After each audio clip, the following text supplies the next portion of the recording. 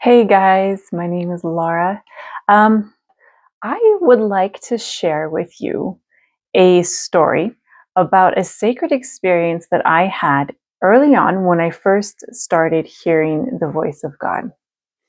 Now, early on when I started hearing God, I was tentative. It really started when I started writing down revelations.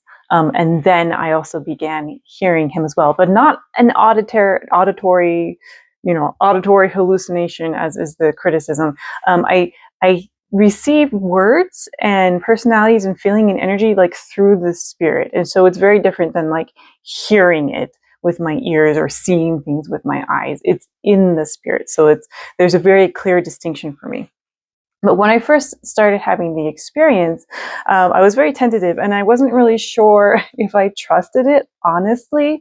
There were a lot of things about interacting with God that surprised me, that didn't meet my expectations. I had some like very tight expectations drilled into me through my religious upbringing of who I thought God would be. For example, I didn't know that he was hilarious. The first time I made him laugh, and it was like I said something funny and cute, and it was like a belly laugh. He was just like roaring, and I was like, whoa, no way. How could God find me funny? Like, that's so weird. Like, I'm just like weird little me, and he's God and he thinks I'm hilarious. And now it seems so like second nature. Like, of course he just delights in his children and in the quirky things that we do and we say, and he's jovial and he laughs all the time and he's tons of fun. So I had a lot of questions about whether what I was experiencing was legitimate and actually coming from God. And so one day I was talking to God and I said, I want to trust you, but I don't. Because just something about it, I don't know. I don't know if I can trust this experience. And so he gave me an answer. He gave me a really special and sacred experience in reply to my question, are you legitimate? And in that experience, what happened is he energetically revealed himself to me. So in the spirit, I observed him, and he went from like in the feeling of him, from who and what I had been interacting with in conversation, to a feeling of something that would be more recognizable at church, like the bearded white god sort of feel. With that came like a feeling of, of like that wisdom and maturity, but also the authority of like, I'm an old mature guy. But also the holiness and pureness that comes with the feeling of Jesus Christ. Like when I go to church and I can feel Jesus there. And then it morphed up into, I guess I don't know if morph is the right word, but it evolved up into like a higher frequency feeling of something that my brain didn't recognize. Like the incarnate Laura in this flesh body had no recollection of this energy of being and who he was, but the spirit Laura inside me knew exactly who he was. And it was an incredible experience. And so what I saw in my mind's eye, in through my spiritual vision, is basically a male personage in just like rays of light coming off in all directions, just like the brightest, just light, with a male personage that's just bright and light inside of that. And yet, even though in one aspect it was like visually just whited out because it was so bright, in another aspect I could also see who he was and what he looked like, and especially what he felt like. And what he looked like to me in that moment was not like this old man bearded white god. He was young, vibrant, handsome, defied all my expectations, truly. And the energy that came with him, It was pure, exquisite joy, but just like jovial joy, like exciting, loving joy. Like it was fun, it was exciting, it was happy. It was not something that I would like go to church to experience, because in my religion we're very reverent. We sit very quietly in our meetings, and and in that space we can feel the Holy Spirit really well. This experience was like excitement and joy, and then the most exquisite love that I have ever experienced. And the love was just like all permeating. It filled me up. And the way that my spirit reacted, my brain was like, what's happening? This is new and unfamiliar. My spirit was like jumping up and down. Oh my gosh, I know him. I know you. It was like an elf with Santa Claus moment, like, Santa, I know him. And I know that sounds like really cheesy and kind of blasphemous, but it was like a total fangirl moment. I am not joking. My spirit was jumping up and down, so excited, because I remembered this man, and he was the coolest, the funnest, the most loving, the most exciting, the most wonderful person in all of creation. He was just like my ultimate desire. And the knowing that was communicated to me in that moment was that he is my home. He is my home.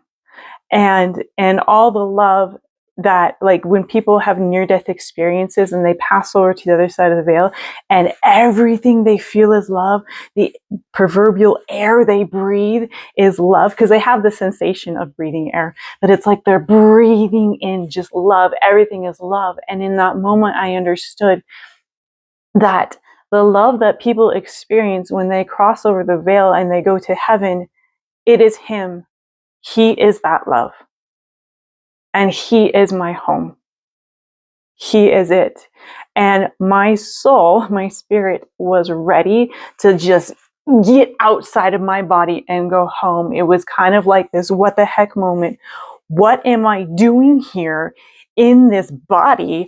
I don't belong here. This is not my home. He is my home. And I could not imagine in that moment, in that space of knowing, how anyone could separate themselves from him, how anyone could not want to be with him.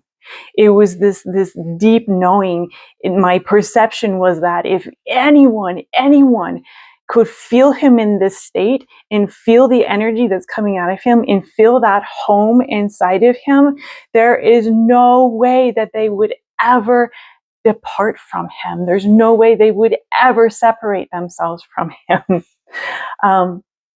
I've been told by him that there are many who do desire to part and separate themselves from him in a permanent way, and that's outside of my comprehension. No judgment in that space. I just couldn't comprehend it, because he was just absolutely my all in everything that I desired. Now, from that experience, it then moved over into an experience that I had with his female aspect, which is Heavenly Mother. That's how I know and experience her, from the doctrines of my church, from that vernacular. She is the mother of all. She is our maternal guide. She is our mother in heaven. And my experience with her, now I have to admit that the feminine side, the feminist side of me was a little bit offended by the next part. When I experienced my mother in heaven, and I'm telling you, I was wrong to feel offended about this, because it's just a false perception based off of the way that we're being raised in our society. But my first impression of her was that she was the most beautiful, exquisitely beautiful creation in all of creation. The most beautiful creature in all of creation is our mother. It was like a deep knowing that just her beauty was like proverbially just like to die for, just incredible, exquisite was my first impression. My next impression was that she was the most perfectly feminine and maternal being in all of creation. And in that moment, my knowing in my spirit, my internal knowing was that this is what this is what femininity ought to be. I don't want to say it that way because there is no expectation for anyone to conform to this like perfect ideal, but it's like this was the most exquisite form of maternal nature and femininity. And it spoke to my soul in such a way that in that space and in that knowing, I thought, how could anyone ever disparage the value of motherhood and femininity in general? And I'm not talking about us as biological females conforming our ways to become like men. No, I am talking about leaning fully and completely into our divine feminine and our maternal nature, because we have a mother that is so exquisitely feminine and maternal that it is to die for. She is just comfort and joy and wonderfulness to the max. And down here in this fallen incarnate state, and the way that the divine feminine has been trodden under and disparaged and tried to morph it into masculinity, we just do not comprehend how incredibly wonderful the actual divine feminine is, and how incredibly important and essential it is to be maternal. The maternal nature is so incredibly wonderful, so incredibly high, so incredibly valuable.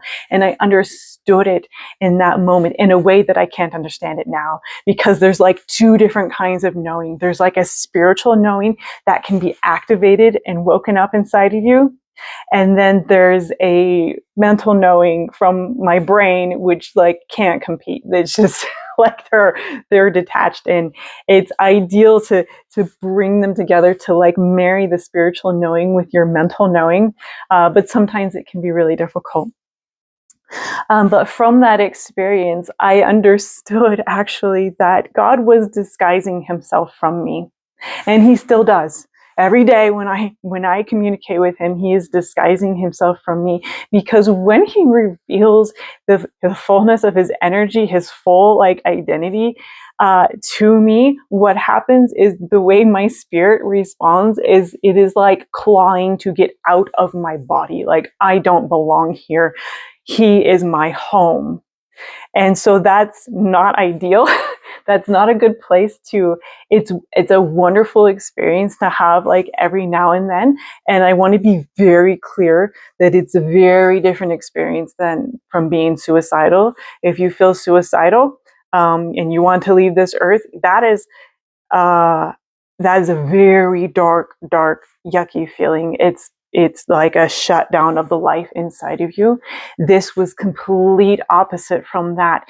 It was a bright, excited, the fire burning on inside of me, like more alive than ever feeling.